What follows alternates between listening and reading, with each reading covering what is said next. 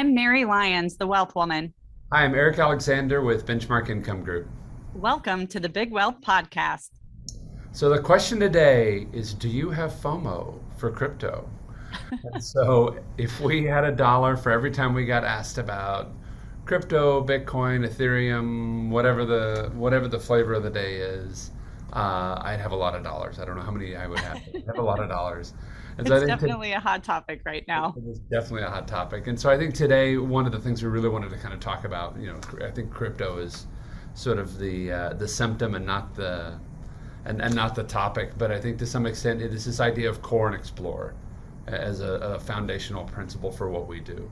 So tell us a little bit, or tell them a little bit about what you think of when you think of core and explore.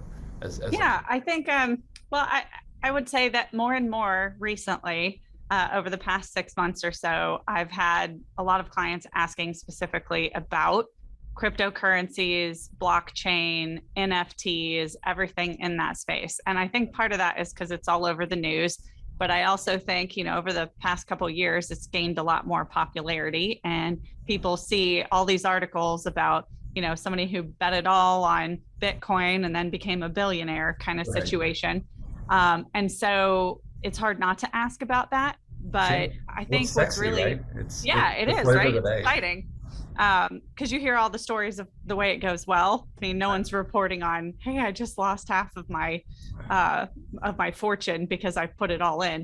Yeah, But they're I think the strangely thing, quiet when that happens. I don't yeah, know. you don't hear those. So I think it's really important to begin thinking about, okay, do you have your basic financial plan taken care of?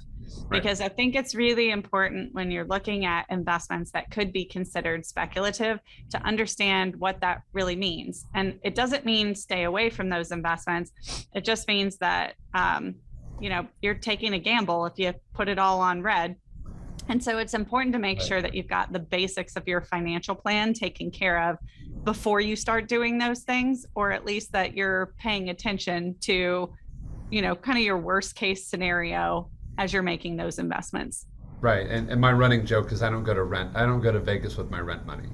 Right. Right. I Right. mean, there's some parts of my portfolio that I'm smart with, or that I'm more maybe boring with. And then there's this other smaller part that's like, let's see what we can do. And if it turns out really well, if it turns out really big, then great. But I haven't bet the farm on it. Right.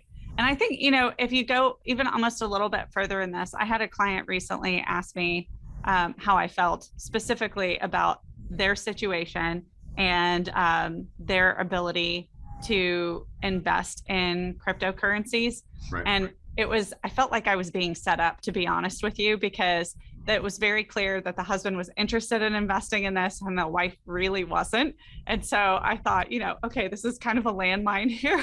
I don't want to make Right. anyone mad, but at the same time, I think it's important to be honest about it. And what I really said was, look, we've built a plan for you, for your family, Right. right? And we know that there's a pretty high likelihood that this plan is going to go the way it's expected to, because we aren't taking a lot of risk. We've got your income strategies built into it. And so I said, if you know that all this is taken care of, if you take a small amount of money and you put it into something that is more speculative and you lose all of that money, you still know that your ability to retire is just fine. But if you hit it big and it's really beneficial, it could dramatically impact the situation. Right. And so I just asked them, I said, look, if you look at overall what you're saving, you shouldn't be putting more than 10% of your net worth into something speculative. Right. Right. And it should also be a number that if it went down to zero, you would be okay with that. Right. Right. Like maybe not happy, but it's not going to cause you to get a divorce. Right. So you guys need to figure out exactly what that number looks like before you jump all in and then you've lost the farm. Right. Yeah, I had a conversation yesterday with my wife, and a friend of mine sent me this thing. He's like, hey, let me tell you what I'm doing. Right, he says, basically, you put $500 into this thing. They're going to go build the deal. 6 months later, you get the thing. I'm not going to tell you what the thing is, but you get the thing, and then the market right now is you could sell that thing for probably $10,000 to $15,000 more than what you paid for it. And if in the end of 6 months, if it turns out that the market is still not favorable, the max out of pocket is $500. And so I talked to my wife, Amy, and I'm like, this is really amazing. She's like, let me guess. We're about to go buy one of these things. I'm like, maybe, like, but it's $500, right? Right. If it was, hey, I heard about this thing that this one guy said that there's $50,000 or $500,000, that if it doesn't go well, the most we're out is 50K, that conversation would have went very differently. Right. Well, and that's it. I think you have to, like, the idea of core and explore is that when you are exploring things that are speculative, you're doing it with smaller chunks of money, right? Because if you do it for long enough, there's a probability that something will actually hit, but you Right. have to be sure that you aren't tanking your financial plan by making speculative investments along the way. And I think that's really hard to fight from a basic human nature, because we all want the big win, right? The big win is a lot sexier and a lot more exciting than, slow and steady wins the race, Right. right? But I Money won mean, is sweeter than money earned, or whatever the phrase is, right? well, yeah. And you think about the old Aesop's fable, the tortoise and the hare, right? We all want to be the hare. That's splashy. It's, there's something to talk about. Oh, let me tell you what I just did. But sometimes it makes sense to be the tortoise. There's a concept that I think you and I learned about very, very early in our careers called patient capital, Yeah. right? And when you think about the miracle of compound interest and, some of the concepts that we teach, it's about keeping your money steadily growing for you in predictable manners. Right. And then what your worst case scenario looks like, right? Or at least you have a pretty good idea of that. And then going and taking risk with smaller amounts of money, there's nothing wrong with that. No, right. Yeah. Yeah. Yeah. But don't bet the farm, right? Yeah. I think that's it.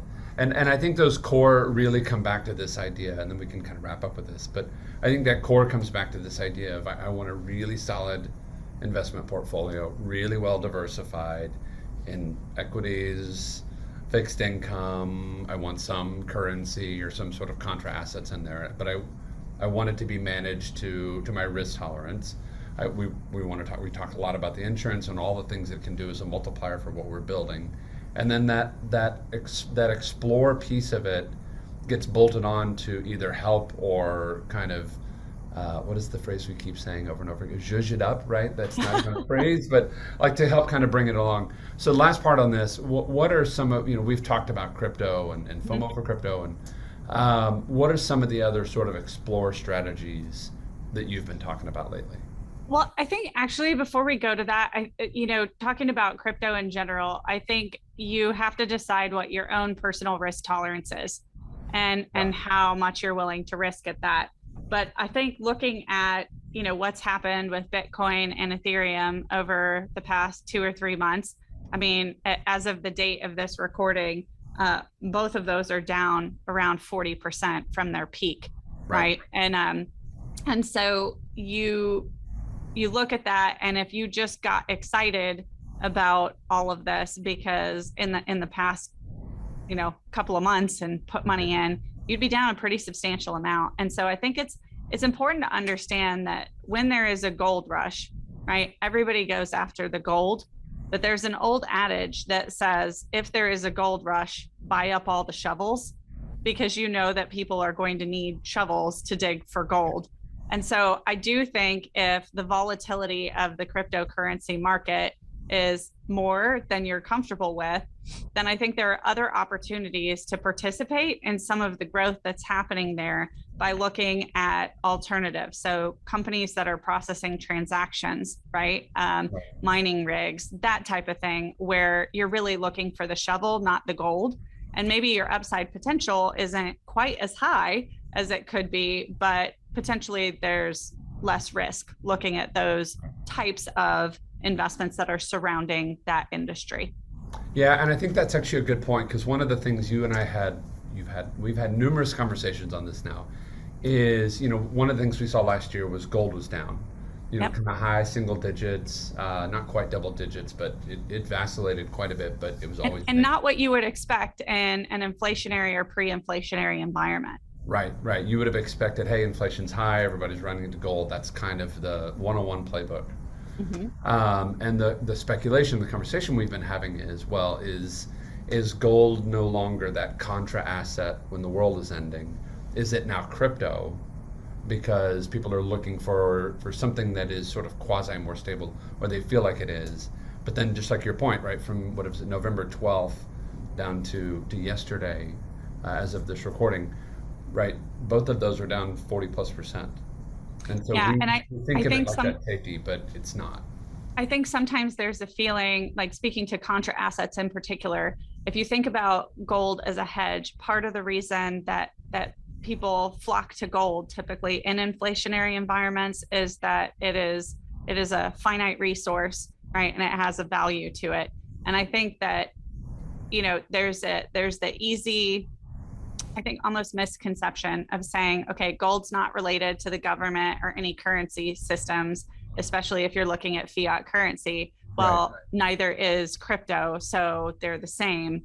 But the reality is, when you look at how cryptocurrencies trade, they trade a lot more like an equity Yep. than a stabilizer. And I think it's just important to understand that just because you maybe see like a political advantage to that Right. doesn't necessarily mean that it's going to behave in the same manner as some of the more traditional assets that are used as inflation hedges. And so it's just something to think about, right? But Right. I think, kind of going back to what you said with the core and explore, and I love that phrase. Every time you say it, I'm like, oh, it's genius.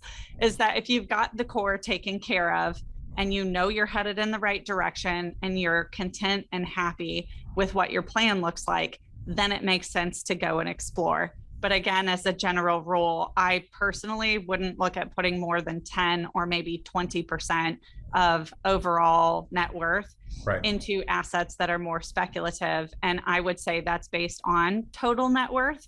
The higher your net worth is, the more aggressively you can lean into those types of things. Right. And, I think that goes to some just kind of common misconceptions, anyways, because we're told to take risk when we're young and then get conservative when we're older.